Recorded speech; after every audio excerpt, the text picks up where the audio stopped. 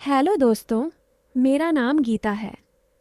उम्र है अभी 20 साल की। वो उम्र जब लड़की का बदन थोड़ा थोड़ा खिलने लगता है, जैसे कोई कोमल फूल जो सुबह की धूप में चमकने लगे। मैं गांव की हूँ। वो छोटा सा गांव जहाँ खेतों की हवा में मिट्टी की खुशबू घुली रहती है और शाम को घर की चौखट पर बैठकर दूर के पहाड़ देखना अच्छा लगता है। मेरी आंखें बड़ी बड़ी हैं, काली जैसे रात का आसमान, और होंठ गुलाबी जो मुस्कुराते वक्त थोड़े मोटे हो जाते हैं। लोग कहते हैं कि मैं सुंदर हूँ, लेकिन मैं तो बस अपनी हूँ साड़ी पहनकर घर के काम करती हूँ। कभी कभी आईने में देखकर सोचती हूँ कि ये सब इतना क्यों बदल रहा है। आज मैं तुम्हें अपनी कहानी सुनाऊंगी, जो मेरी ज़िंदगी की वो दास्तान है जो धीरे धीरे खुलती गई। इसमें कुछ ऐसा है जो तुम्हें बांध लेगा, शायद थोड़ा उत्साह भी देगा, लेकिन अंत तक रुको, क्योंकि ज़िंदगी हमेशा वैसी नहीं चलती जैसी लगने लगे। चलो शुरू करते हैं। मेरा गांव है हरिपुर, जहाँ घर घर में ईंटों की दीवारें हैं, लेकिन मेरे घर की दीवारें थोड़ी अलग हैं। पिताजी किसान हैं, सुबह उठते हैं तो खेत की मेड़ पर चलते हुए कोई गीत गुनगुनाते हैं। माँ घर संभालती हैं और भाई बड़ा है, शहर पढ़ने गया हुआ। मैं बीच में हूँ, घर की लाडली। लेकिन अब वो उम्र आ गई है जब सबकी नज़रें थोड़ी चुभने लगती हैं। एक दिन सुबह की बात है, मैं रसोई में थी। बाहर का आंगन सूना था। सूरज अभी पूरी तरह नहीं निकला था, बस हल्की हल्की रोशनी फैली हुई। मैं चूल्हे पर रोटियां सेंक रही थी। साड़ी की चोली थोड़ी ढीली थी क्योंकि रात को धोकर सूखने रखी थी, और हवा के झोंके से वो हल्का हल्का लहरा रही थी। माँ बाहर कपड़े सुखा रही थी और अचानक दरवाजे पर दस्तक हुई। कौन है? मैंने पूछा।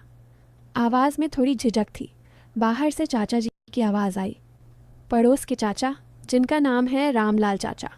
वो हमारे खेत के पास का ही खेत जोतते हैं और कभी कभी घर आ जाते हैं कोई बात करने। गीता बिटिया, खोल दे दरवाज़ा, तेरे पिताजी को कुछ सामान लाया हूँ। मैंने साड़ी को ठीक किया, लेकिन वो हल्की सी हलचल में फिर लहराई। दरवाज़ा खोला तो चाचा जी खड़े थे, हाथ में एक बोरा, आंखें थोड़ी नीची लेकिन नज़रें मेरी तरफ। अरे चाचा जी, आइए अंदर, मैंने कहा मुस्कुराते हुए। बोरा रखते हुए उनका हाथ मेरे हाथ से छू गया, बस हल्का सा, लेकिन वो स्पर्श जैसे बिजली का करंट था। ये क्या लाए हैं? मैंने पूछा। बीज हैं, तेरे पिताजी के लिए, अच्छे वाले। उनकी आंखें मेरी कमर पर रुकीं, जहाँ साड़ी की फुदक थोड़ी ढीली थी। मैंने सोचा, शायद हवा का कमाल है, लेकिन मन में एक अजीब सी हलचल हुई। माँ ने पुकारा, गीता चाय बना दे चाचा जी के लिए। मैं रसोई में चली गई। पानी उबालते हुए सोच रही थी कि चाचा जी की नज़रें क्यों इतनी गहरी लगीं। चाय देते वक्त उनका हाथ फिर छुआ, इस बार थोड़ा लंबा। बिटिया, तू तो बड़ी हो गई, उन्होंने कहा, आवाज़ में कुछ भारीपन। हाँ चाचा, समय तो ऐसा ही है, मैंने हंसकर कहा, लेकिन मन में सवाल घूम रहा था, ये क्या चल रहा है। वो दिन बीता, लेकिन शाम को जब पिताजी घर आए तो उन्होंने बताया कि चाचा जी ने खेत में कुछ नया तरीका अपनाया है। बीज बोने का नया ढंग। गीता, तू भी देख लेना कभी। मैंने सिर लाया, लेकिन रात को सोते वक्त वो स्पर्श याद आया। अगली सुबह फिर वही रूटीन। मैं आंगन में झाड़ू लगा रही थी। साड़ी की आंचल कंधे से सरक गया था और मैंने उसे ठीक करने के चक्कर में कमर मोड़ी। तभी चाचा जी फिर आए, इस बार अकेले। पिताजी कहाँ हैं? उन्होंने पूछा। खेत गए हैं, मैंने कहा। तो मैं इंतज़ार कर लूँ? वो अंदर आ गए और बैठे बैठे बातें करने लगे।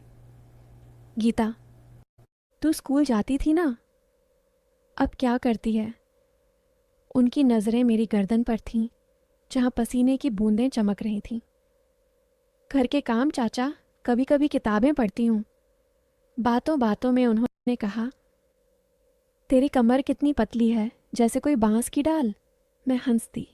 चाचा, आप तो शायर हो गए। लेकिन मन में वो शब्द गूंज रहे थे। माँ आ गईं तो बातें रुक गईं, लेकिन चाचा जी जाते वक्त बोले, कल आना खेत में, मैं तुझे वो नया तरीका दिखाऊंगा, बीज बोना सिखा दूंगा। मैंने हाँ कह दी, क्योंकि पिताजी का काम था। अगले दिन दोपहर का वक्त था। धूप तेज़ थी, लेकिन खेत के बीच में छाया थी। मैं साड़ी पहनकर गई, सादा सूती वाला, जो पसीने से चिपक जाता है। चाचा जी वहाँ थे, हल लिए। आ गीता, देख, ये तरीका है, बीज ऐसे बोते हैं, धीरे धीरे गहराई में डालकर। उनकी आवाज़ में कुछ था जैसे दोहरा मतलब। मैंने हंसकर कहा, चाचा, मैं तो कभी नहीं बोई, सिखाइए ना। उन्होंने मेरा हाथ पकड़ा, हल्की मेड़ पर ले जाकर। उनका हाथ गर्म था, मेरा ठंडा। ऐसे पकड़ो मजबूती से और फिर धकेल दो अंदर। मैंने वैसा ही किया, लेकिन मेरी साड़ी की चोली में पसीना आ गया था और झुकते वक्त वो थोड़ी तनी। चाचा जी की सांसें तेज़ लगीं। अच्छा है बिटिया, तू सीख रही है। अब मैं दिखाता हूँ कैसे गहराई तक जाता है। वो आगे झुके, उनका कंधा मेरे से सटा। मन में डर था, लेकिन उत्सुकता भी। क्या होगा आगे? तभी दूर से पिताजी की आवाज़ आई, रामलाल क्या कर रहे हो? चाचा जी पीछे हटे और बोले, बिटिया को सिखा रहा हूँ। पिताजी हंस पड़े। अच्छा है, घर की बेटी को भी काम आना चाहिए। वो दिन ख़त्म हुआ, लेकिन मेरे मन में सवालों का सिलसिला शुरू हो गया। रात को मैंने डायरी में लिखा, चाचा जी की नज़रें, उनका स्पर्श, क्या ये सिर्फ मदद है या कुछ और? समय बीतता गया धीरे धीरे। कुछ दिनों बाद गांव में एक छोटा सा मेला लगा। नहीं, वो घिसा पिटा वाला नहीं, बल्कि हमारे मोहल्ले का अपना, जहां लोग घर के आंगन में इकट्ठा होते हैं, कोई नया बीज लाकर बांटते हैं। मैं वहां गई, साड़ी में, बाल खुले। चाचा जी वहां थे, दूसरे चाचाओं के साथ। बातें हो रही थीं, हंसी मजाक। अचानक उन्होंने मुझे बुलाया, गीता आना, ये देख ये नया बीज। मैं गई और उन्होंने बोरा खोला। अंदर से बीज निकालकर मेरे हाथ पर रखे। छूकर देख कितना सख्त है। उनका हाथ मेरे हाथ के ऊपर रहा थोड़ी देर। आसपास लोग थे, लेकिन वो पल जैसे अकेले का था। हाँ चाचा, अच्छा लग रहा है, मैंने कहा, लेकिन मेरी आवाज़ कांप गई। फिर उन्होंने कहा, इसे बो तो फसल कितनी लगी हो जाएगी, तू कल आना, मैं तुझे और सिखाऊंगा।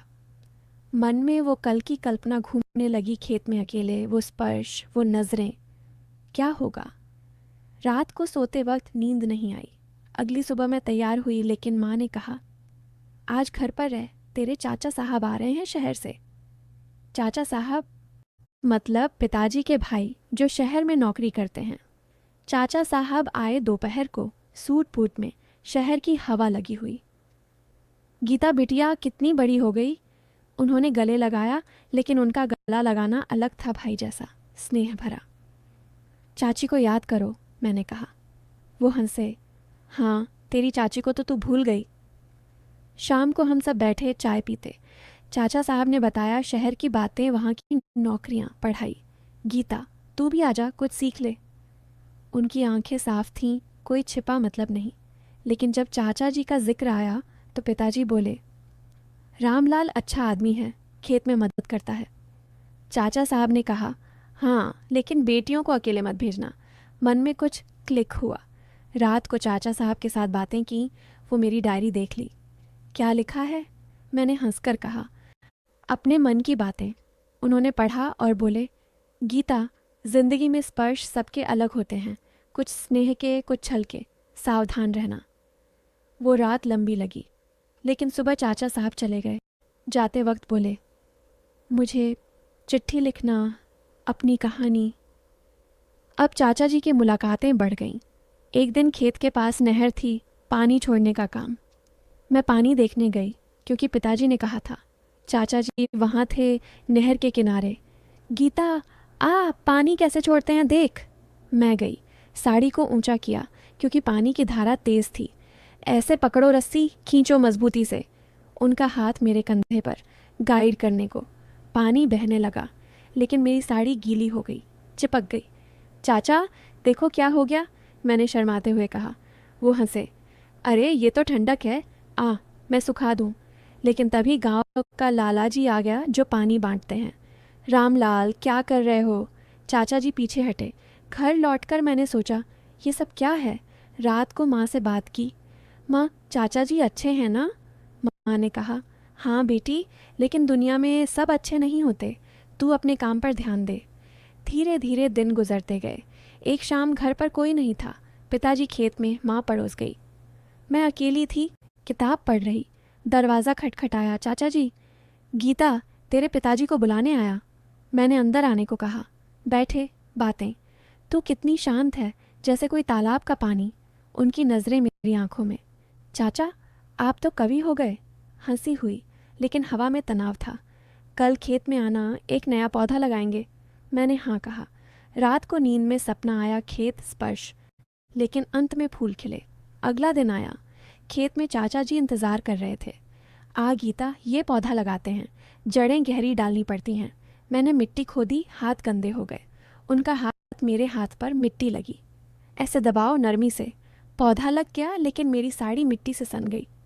चाचा अब क्या? वो बोले, घर चल, मैं साफ कर दूं। मन डर गया, लेकिन उत्साह भी। घर की तरफ चल पड़े, लेकिन रास्ते में भाई का दोस्त मिला, शहर से आया। गीता दीदी, क्या हो रहा है? चाचा जी चले गए। भाई के दोस्त ने कहा, चाचा जी से सावधान, वो थोड़े चालाक हैं। मन में शक हुआ। समय और आगे बढ़ा। अब चाचा जी की बातें गहरी हो गईं। एक दिन घर के पीछे आम का बाग था, फल तोड़ने का मौका। मैं चढ़ी सीढ़ी पर, साड़ी लपेटी। चाचा जी नीचे पकड़ रहे थे। हाथ बढ़ाओ, मैं पकड़ लूँगा। फल गिरा, उनका हाथ मेरी टांग से छुआ। सॉरी बिटिया। लेकिन आंखों में चमक। नीचे उतरते वक्त सीढ़ी हिली, मैं गिर पड़ी उनके ऊपर। सांसें रुकीं, बदन सटा। चारीसा रिया चा मैं उठी, लेकिन वो पल जैसे आग था। कुछ नहीं हुआ, उन्होंने कहा, लेकिन जाते वक्त बोले, कल फिर आना बाग में। रात को मैंने फैसला किया, नहीं जाऊंगी। लेकिन जिंदगी रुकती नहीं। कुछ दिनों बाद गांव में एक समस्या आई। खेतों में कीड़े लग गए, सब परेशान। चाचा जी ने सलाह दी, एक नया दवा लाओ, मैं लगा दूं। पिताजी ने मुझे भेजा शहर की दुकान पर। वहाँ चाचा साहब मिले जो छुट्टी पर आए थे। गीता क्या लाई, मैंने बताया। वो बोले, चल मैं साथ चलूं। रास्ते में बातें शहर की। तू क्या करना चाहती है ज़िंदगी में? पढ़ना, माँ बाप का नाम रोशन करना। घर आकर दवा लगाई चाचा साहब ने। चाचा जी भी आए, लेकिन चाचा साहब की मौजूदगी में चुप रहे। धीरे धीरे चीज़ें बदलने लगीं। मैंने किताबें ज़्यादा पढ़ना शुरू किया, डायरी में लिखना। चाचा जी की मुलाकातें कम हुई, क्योंकि मैं बहाने बना लेती। एक दिन पिताजी बीमार पड़े, नहीं बीमारी नहीं, बस थकान। मैंने देखभाल की। चाचा जी आए, लेकिन माँ ने रोका। बिटिया संभाल रही है। मन में राहत मिली। अब कहानी का वो मोड़ आया जो सब बदल देगा। एक रात, आधी रात को दरवाज़ा खटखटाया। मैं उठी, देखा चाचा जी। क्या हुआ चाचा? तेरे पिताजी को बुला, खेत में समस्या। पिताजी गए, मैं अकेली। चाचा जी अंदर आ गए। गीता, तू डर मत। उनकी नज़रें फिर वही। चाचा, पिताजी आ जाएंगे। लेकिन वो पास आए, हाथ बढ़ाया। बिटिया तू समझती नहीं। मन धड़का, चीखने को हुई, लेकिन तभी लाइट नहीं गई, बल्कि भाई घर आ गया, शहर से अचानक। क्या हो रहा है यहाँ? चाचा जी भागे। भाई ने सब सुना, पिताजी को बताया। अगले दिन पंचायत हुई। चाचा जी ने माफ़ी मांगी। मैंने गलती की, बस मदद करना चाहता था। लेकिन सब जान गए। गांव ने उन्हें समझाया। मैंने चुप रहना चुना। लेकिन अंत चला, चाचा जी खुद एक बीमारी से जूझ रहे थे, मन की बीमारी, जो उन्हें वैसा बनाती थी। डॉक्टर ने इलाज किया और वो बदल गए। महीनों बाद वो आए, सिर झुकाकर। गीता बिटिया, माफ़ कर दे, मैं अब ठीक हूँ। मैंने माफ़ किया। और कहानी, वो बीज जो हमने बोए थे, वो फसल लहलहाई। चाचा जी अब सच्चे में मदद करते हैं, बिना किसी छल के। मैंने पढ़ाई की, शहर गई, लेकिन गांव लौटकर सोचती हूँ, ज़िंदगी में स्पर्श स्नेह के होते हैं, छल के नहीं बातें, लेकिन अंत में सब अच्छा। अब तुम बताओ, कैसी लगी कहानी?